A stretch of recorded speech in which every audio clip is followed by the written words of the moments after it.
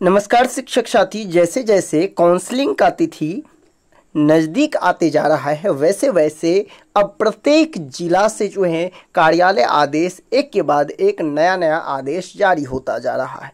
कहीं ना कहीं शिक्षक जो काउंसलिंग में भाग लेंगे उनके लिए ये सभी जानकारी काफ़ी इम्पोर्टेंट हो जाता है। तो आज जो लेटर जारी किया गया है जिला शिक्षा पदाधिकारी के द्वारा और वो भी काउंसलिंग के संबंध में, तो आइए आज समझते हैं कि आखिरकार क्या कुछ शिक्षा विभाग की ओर से एक नया गाइडलाइन दिया गया है, तो वो हम जान लेते हैं। देखिए मैंने कल के वीडियो में भी आप सभी को बताया था स्लॉट के बारे में, जो कि आपके मोबाइल पे मैसेज के माध्यम से प्राप्त हो जाएगा कि आपको कब काउंसलिंग करवाना है और किस स्लॉट में आपको काउंसलिंग करवाना है। और उसी को लेकर एक पुनः जो हम कह सकते हैं पूरी जानकारी इस आदेश में दिया गया है। देखिए आपको जानकारी के लिए बता दें कि जो आपका जो डॉक्यूमेंट वेरिफिकेशन होगा उसमें सबसे बड़ा जो रोल होने वाला है वो आपके आधार कार्ड का। आधार कार्ड जो अपडेटेड से रिलेटेड यदि हम बात करें या फिर उसके सत्यापन से, वो दोनों प्रक्रिया आपके काउंसलिंग में होगी। पहला प्रक्रिया जो आपने परीक्षा के समय जो थंब इम्प्रेशन दिया था उसके आधार पर आपको वो मिलान किया जाएगा और दूसरा चीज़ जो है वो आपका आधार से भी मिलान किया जाएगा। अब देखिए इसके संबंध में आदेश भी जारी हो चुका है। आप देख सकते हैं यहाँ कि जो आपका काउंसलिंग स्थल होगा वहाँ पे जो काउंसलिंग के लिए जो आप जाएंगे तो आपको एसएमएस देखकर शिक्षकों को एंट्री देने हेतु गठित जो दल है उसका गठन कर लिया गया। यानी सीधे तौर पे आप समझ सकते हैं यदि आपके मोबाइल पे मैसेज आएगा वही मैसेज आप दिखा करके काउंसलिंग करवाने के लिए जो जब आप जाएंगे तो अंदर आपको जाने दिया जाएगा, जिसकी सूचना जो है आपको कहीं ना कहीं मोबाइल पे मिल जाएगी।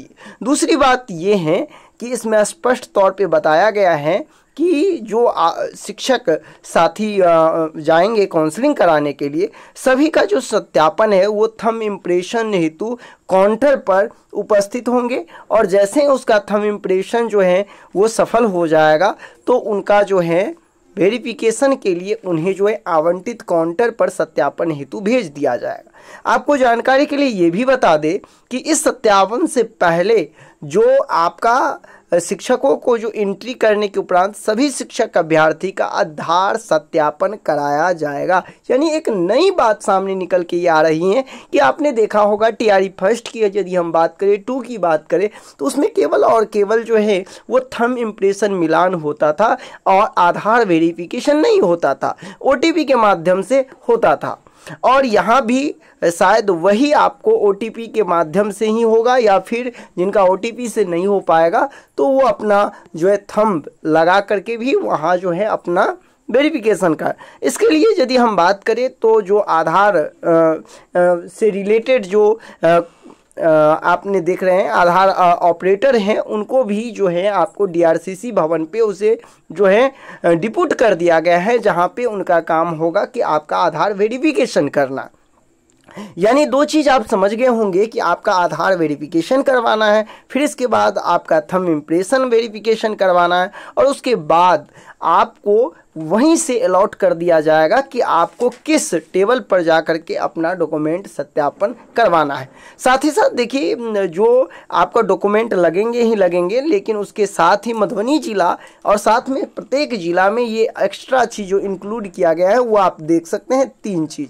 पहला चीज मूल प्रवेश पत्र सभी जिलों को कहीं ना कहीं बीआरसी के माध्यम से सभी जो शिक्षक साथी हैं उनको प्रवेश पत्र मिल गया होगा और उसके साथ ही अब उन्हें 3 फोटो ले जाना है। ध्यान रखेंगे फोटो वही होना चाहिए जो आप सक्षमता परीक्षा में अपलोड किए थे आप अपने एडमिट कार्ड पे, जो आपने देखा होगा वो आपको 3-4 फोटो लेके जाना है। साथ ही आपको बैंक अकाउंट नंबर के साथ साथ आपको कैंसिल चेक चाहिए। अब देखिए बहुत सारे ऐसे भी शिक्षक साथी होंगे जिनके पास चेक नहीं होगा। देखिए कैंसिल चेक होता क्या है ये आप समझ लीजिए।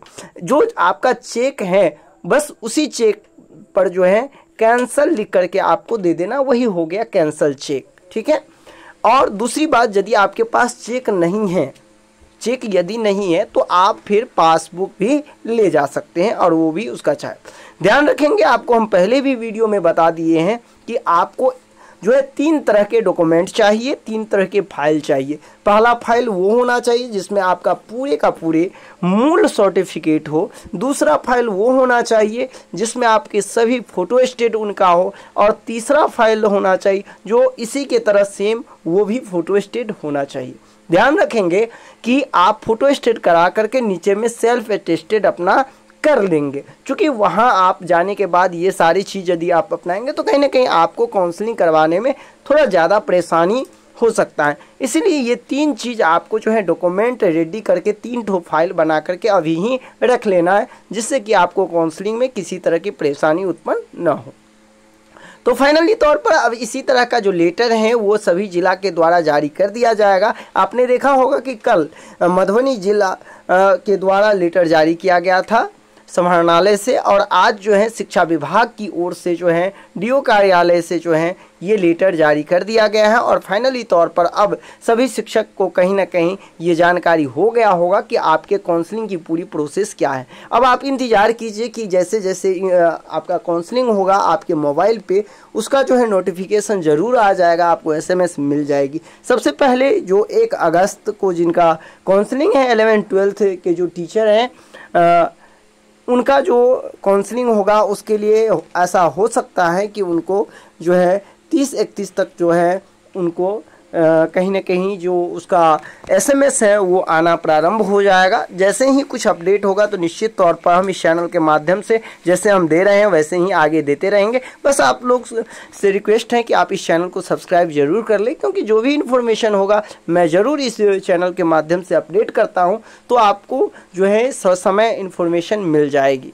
तो ये वीडियो आपको कैसा लगा आप कमेंट करके ज़रूर बताएं। फिर भी आपके मन में बहुत सारे ऐसे प्रश्न होते हैं आपको डॉक्यूमेंट को लेकर, या फिर और भी कोई ऐसा टेक्निकल इशू हो तो आप मुझे कमेंट कर सकते हैं और निश्चित तौर पे आपके सभी समस्याओं का जवाब जो है निश्चित तौर पर दिया जाएगा। मैं आपको पुनः एक चीज़ और बता दूं कि इस तरह का लेटर केवल और केवल मधुबनी जिला ही नहीं बल्कि जितने भी ज़िले हैं सभी जिला के द्वारा जो है कल से परसों तक आपको देखने को मिल जाएंगे। और सभी जिला जो है व्यापक तौर पर जो है अपने काउंसलिंग को लेकर सजग हो गए हैं और काउंसलिंग की तैयारी में जुट चुके हैं। चूँकि शिक्षा विभाग की ओर से फाइनली डिसीजन दे दिया गया है कि 1 से लेकर के 6 तक जो है काउंसलिंग प्रक्रिया चलेगी, तो ऐसे में पूरे शिक्षा विभाग जो है पूरे जिला लेवल पे हम यदि बात करें तो पूरे एक्टिव हो चुके हैं और निश्चित तौर पर आपका काउंसलिंग जो है विधिवत तरीके से बहुत ही बेहतर ढंग से होने की पूरी संभावना है।